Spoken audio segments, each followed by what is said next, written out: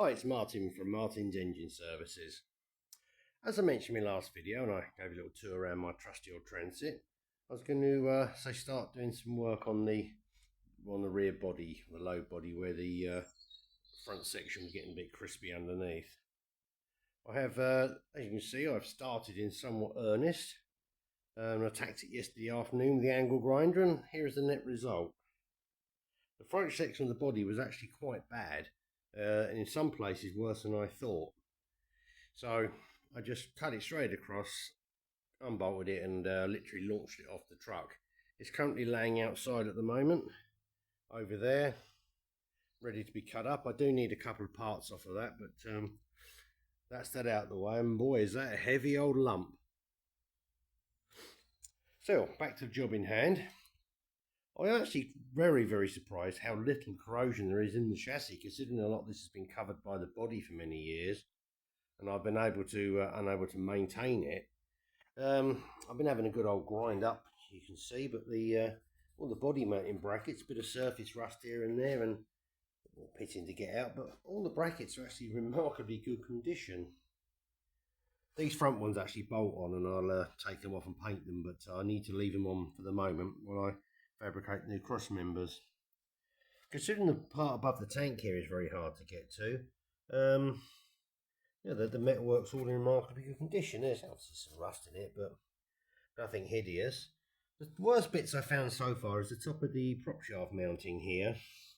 There's just a flat plate on the top which had completely disintegrated, and it's the same as that plate there, and in fact I might have just repaired the corner of that plate.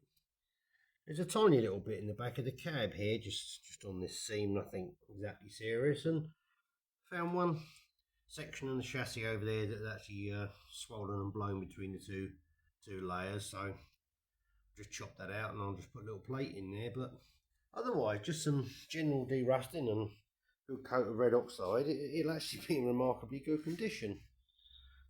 I was expecting an awful lot more than this, given how much mud and dirt and rust and all the rest of it's up there, but no, pretty good. There is one area down here in the corner of the cab, and you can quite see it in the dark. In fact, you can see the light shining through the hole.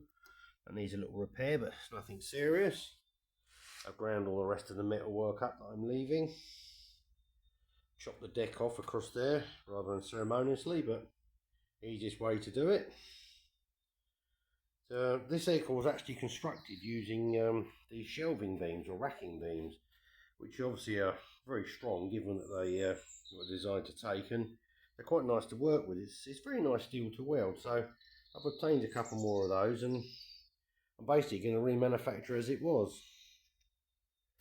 These ones I've already replaced in the past, this one and this one back here, when it was a couple of years ago for the MOT, and they've been holding up well because I've actually drilled the face of these, put grommets in, and I've actually filled them up with wax oil. But no, I'm honestly delighted on how good things are. I'm told the light is not very good in here because the sun's flaring in and confusing the camera, but considering all odds, it's pretty good going. Any of you that have done in this sort of work knows how disgustingly awful it is grinding and chopping through rust and muck and paint and seam sealing. It really is quite a foul job, so I'm getting the worst of the grinding and chopping done in one big session. And this afternoon I will be making a panel for that hole, or panel for that section there. I'll plate that hole up over there and just go around and do another couple of other bits. There's a little bit here under this bracket, which is, I'll probably just cut this off and replace that just to be on the safe side, but there's a few bits and pieces, or odds and ends, but given the fact the chassis is 27 years old now, and so it's been buried under that body for all that time, it's remarkable how good this section is. And a lot of water does go over this part here where it drains through from the front of the body, and I was expecting a lot more horrors. What doesn't look too good in places, not really a problem, there's a lot of paint. I mean, I've put so much paint on over the years just to my annual yearly paint up, it's all flaking off, but I'm not worried about that.